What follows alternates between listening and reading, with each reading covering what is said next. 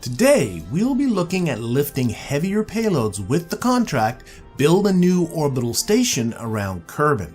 Specifically, we will see how using a low thrust upper stage will reduce the total mass we need to lift off of the pad. We will also be looking at how to better manage thrust during our launch to help us get more payload into space more efficiently. Let's get started. And right here is our contract. Build a new orbital station around Kerbin. And going over the objectives, please note that this must be a new station built for Kerbodyne after the contract is accepted. Build a new station that has an antenna, has a docking port, and can generate power. That's pretty much required all the time. The station must be fully assembled when launched. Have a facility supporting at least 5 kerbals, so we aren't going to have to be sticking some things together at the low level of our tech tree. Have to have a pilot on the station, and maintain stability for 10 seconds, and then put your, well, I guess this would be after this, but put your station in orbit, then maintain stability for 10 seconds, and orbit around Kerbin. Any orbit will do, and you can see here our payout. Nice, healthy reputation amount there. All right, let's get started with our build. And I got my contract parameters over here on the right just to remind me so I don't make sure not to miss anything. But the first thing we got to realize is we do have to make this for 5 kerbals.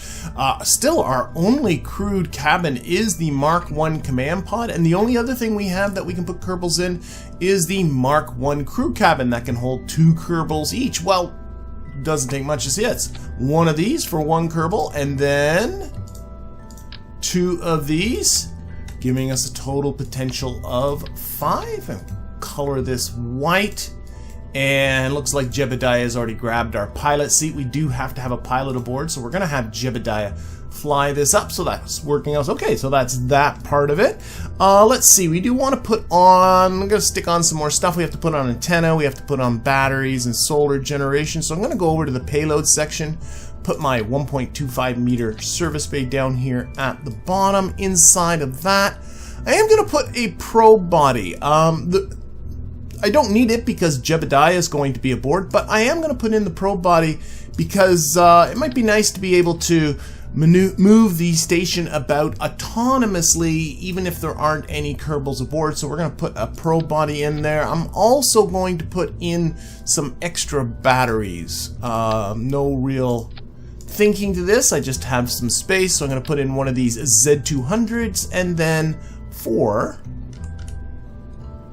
There we go, 4-way symmetry, 4 of these Z100 batteries. We also have to have an antenna, so I'm going to go over to communication, grab a Communitron 16, and we're going to stick this, just one of them, and I'm going to just rotate this with the W key while holding the, actually it's the S key I'm using, while holding the Shift key. There we go. Make sure that this will extend without clipping it. Oh, that looks pretty good. And will the doors still close? They sure do. So we're on the right track with all of this. Now, this being a station, we're probably going to eventually want to expand onto it and dock things to it. And thankfully, I now have under coupling the Clampetron Junior docking port. So we're going to put one of these up here at the top. It's a 0.625 meter part that does go very well onto the Mark 1 cockpit. And I'd like to put one down here at the bottom as well. So I'm going to go into structural, and I have the FL-A10 adapter. I'm going to flip that upside down, stick that on the bottom, and then grab a docking port, flip that upside down, and stick that on the bottom too. Well, we're starting to get, I think this is pretty much, it's maybe a bit on the lame side, but you know, you got to start somewhere. And you know what we should do as well, we should put on some solar panels and some lights. We want this thing looking good when it's up there in orbit. I'm thinking this is looking pretty good. It is a larger payload than we've had thus far, so we're going to look into doing something a little bit different with our booster. What we've had with our boosters thus far is a launch thrust to weight of about 1.33, and that thrust to weight just keeps climbing as you ascend. But the truth is, for the later part of your ascent, you actually don't need that much thrust to weight. In fact, there's advantages to bringing down that thrust to weight ratio. And for the last 1,000 to 1,200 meters per second of your ascent, a thrust to weight ratio in around 1 actually works very well. So that's what I'm going to do here is I'm going to put on a little tug that is responsible for inserting this thing into its orbit, and also for the last part of its ascent through the atmosphere. And I'm going to emphasize on making this little. I got a docking port down here at the bottom, so what I'm going to do is I'm going to grab another docking port, another docking junior right there, and then I'm going to go back into structural. I could use another one of these A10s, but I want to keep everything fairly flat here, so I'm going to use instead the FL-A5 adapter. Does much the same thing, but it's just flatter. And under that, I'm going to put another service bay, because inside this service bay, I'm going to tuck another probe body. And the reason why I'm putting in another probe body here is so that this little tug can fly autonomously. Perhaps after it's done its job, maybe I might want to deorbit it, or maybe use it for further purposes, who knows, but putting a probe body in there gives you all that flexibility. I'm also going to put in some additional small inline reaction wheels to give it a little bit more control. There are now reaction wheels here and in the capsule up here at the top. I'm also going to stick in some batteries. I don't want to disconnect it, don't need to have it run out of juice virtually immediately. 4, I'm sure, will be perfectly fine. And then I got to think about, okay, we got to put some tanks and some propulsion on here, and I want to keep my engine as small as possible. The reason being is, again, I already mentioned, a thrust to weight around 1 is going to be just fine for this part of it, and putting up a lighter engine than what you need means that your booster, the stage that's going to be below this, doesn't need to be as heavy either because you're lifting up less mass. So the lighter you can make this, the better. And I found what worked well for me is to take one FL-T400 fuel tank, stick that under there, and under that I'm going to grab the ever reliable LV-909 Terrier liquid fuel engine. If we take a look at our stats over here, make sure we're on vacuum. We are. That is already 1,338 meters per second with a thrust to weight ratio of exactly 1.00. So that looks pretty good. We're going to add a bit more onto this because this thing is going to be, this connection here between the docking ports is a little bit wonky. So I'm going to get a new structural part that I've unlocked, the AES-4 strut connector. This is a way of shoring up connections. So I'm going to put 4 of them. It's already on 4-way symmetry. And then I'm going to click, and then I'm going to come up here, and we're going to connect those. And so that sort of shores up this connection. When these docking ports separate, these struts will automatically disappear without me having to worry about it. So there we go. That looks pretty good as well. You know, this thing is going to be going through the atmosphere. There's some ugly parts. There's a docking port that's pretty flat up here at the top. We have this sort of ugly kind of section here. Let's clean that up with some fairings. So up here at the top, I'm going to temporarily remove all of this business, go into my payload section, grab my still only fairing, the 1.25 meter size one, put that on the bottom. We got to make sure to come out a little bit because to clear the capsule. And then we're just going to go up, close that off nice. There we go. Put that on clamshell deploy. Maybe change. Yeah, there we are.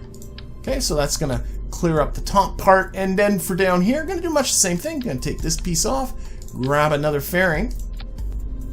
Again, come out a bit to clear the piece above. And then if I do, you don't have to always come to a point. Notice here it's saying close fairing, how it goes blue. Left mouse button just closes fairings, and it just closes off that little section right there.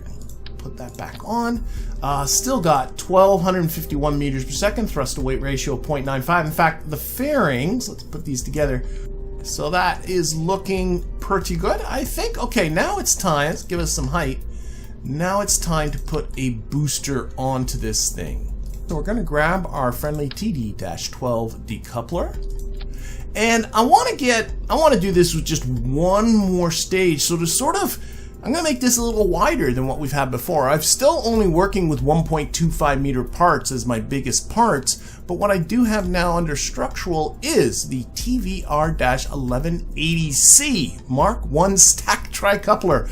That is a lot, but what it does is it is an adapter that goes from one 1.25 meter part to three 1.25 meter parts. So underneath that, I'm going to put a trio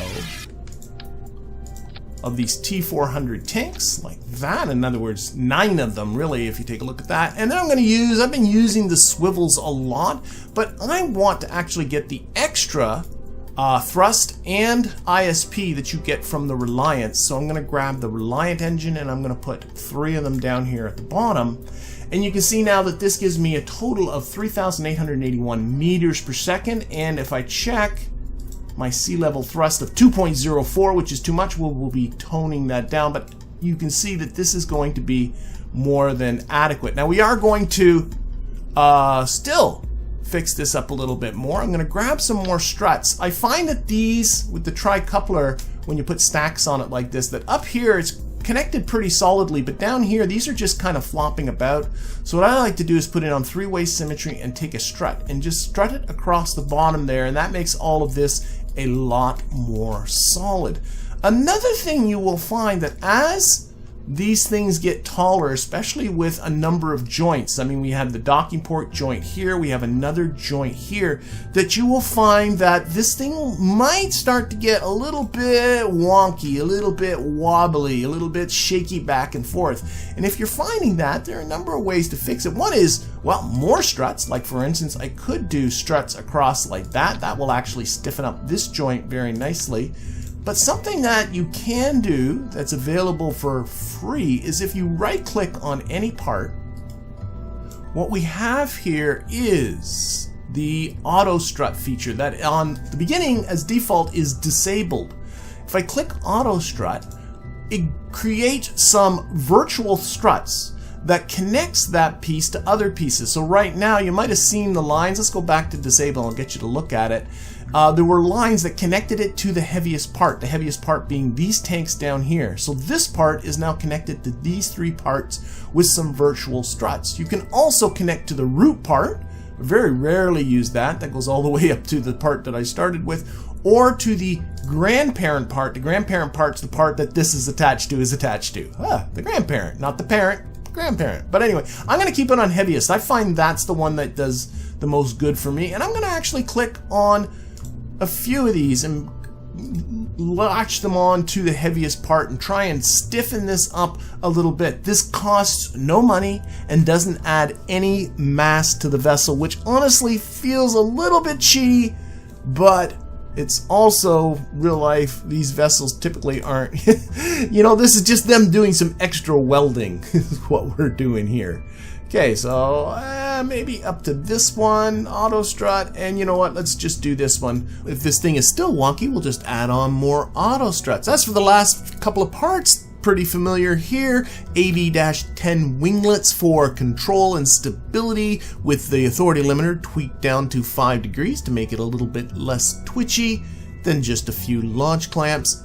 And after playing with the textures a little bit, I turned down the launch thrust to weight ratio to my customary 1.33. The final delta V of this thing was 3,820 meters per second, which should be plenty. So let's launch this thing.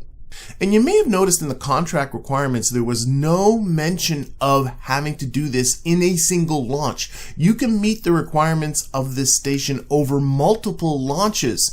That means I could have done this in a much more simple way to meet that 5 Kerbal requirement, especially considering the fact that I already have a vessel that I've used a few times that can hold a crew of 3. So I could have built a much more simpler station, adapted that 3 crewed vessel so that it can do some docking, and then simply put the 2 together, and then the contract requirements are fulfilled. In fact, for that matter, I could have forgone the station altogether, simply put up 2 of these 3 crewed vessels, docked them together. That's a crew of 6, and there you go, we're done. But I didn't do that because I wanted to make a video about controlling thrust during an ascent.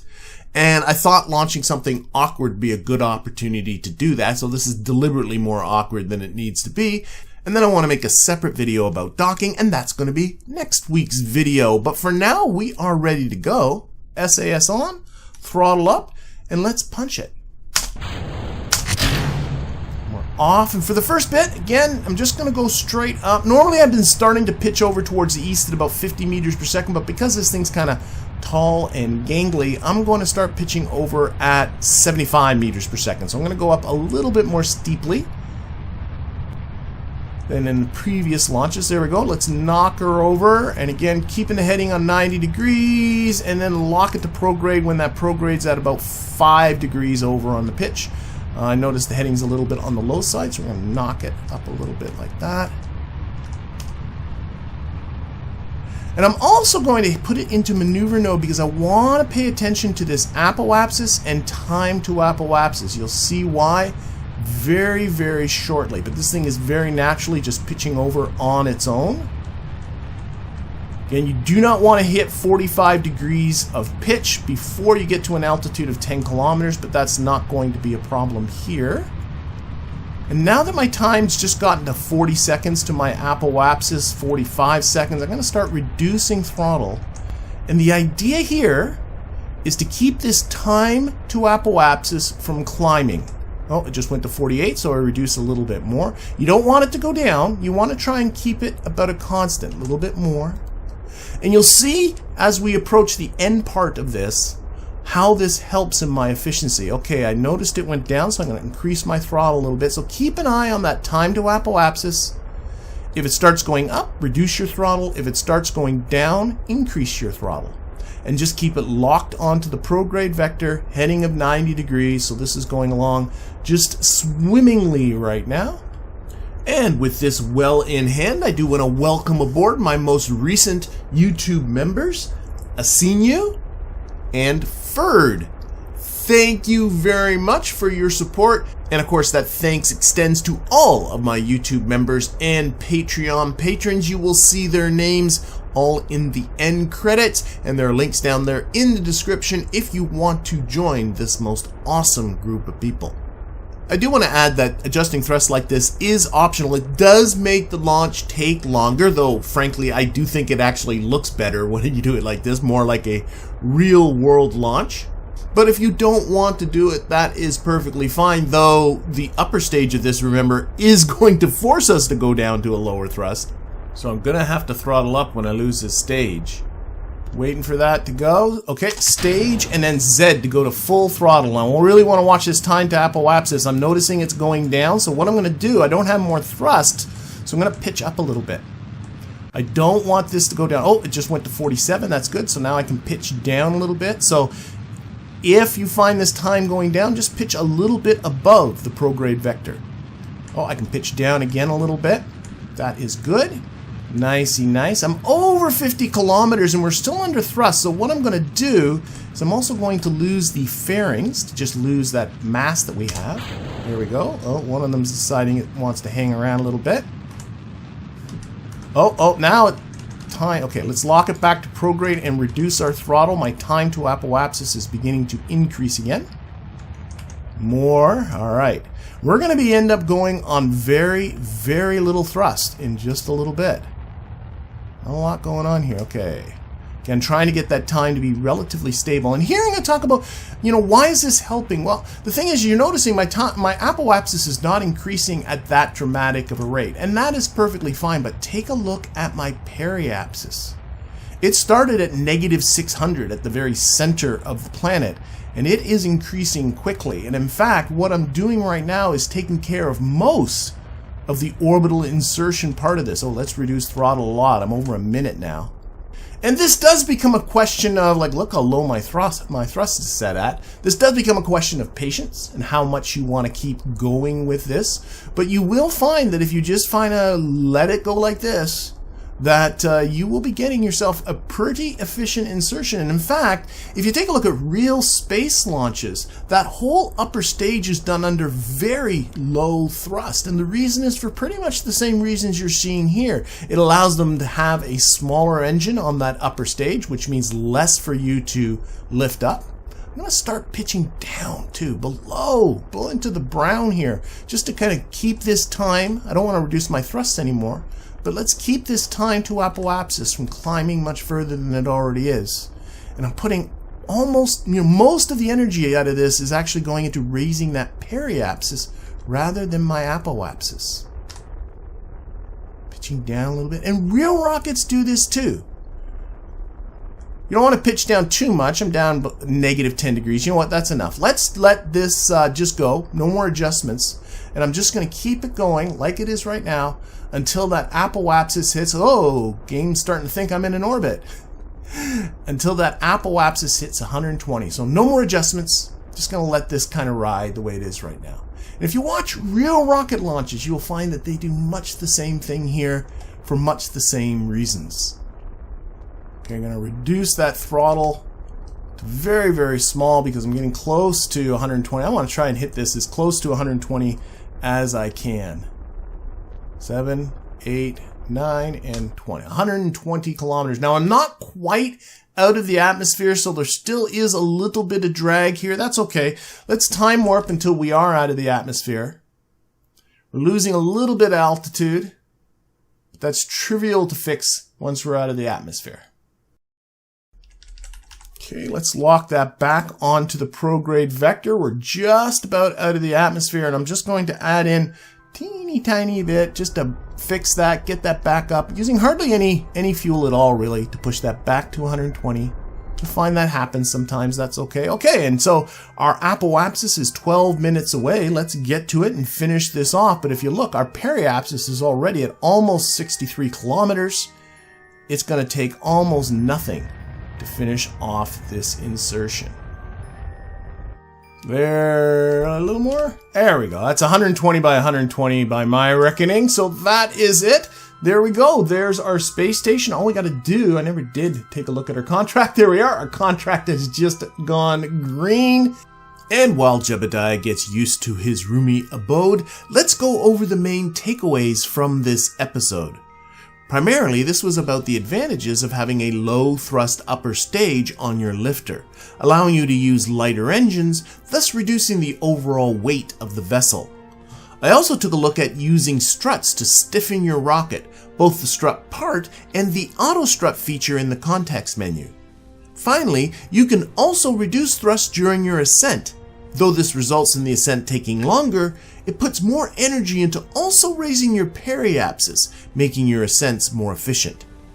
That will bring this episode to a close. Join me next week when I will be taking a detailed look at docking so that we can provide Jeb with some company. I hope to see you then.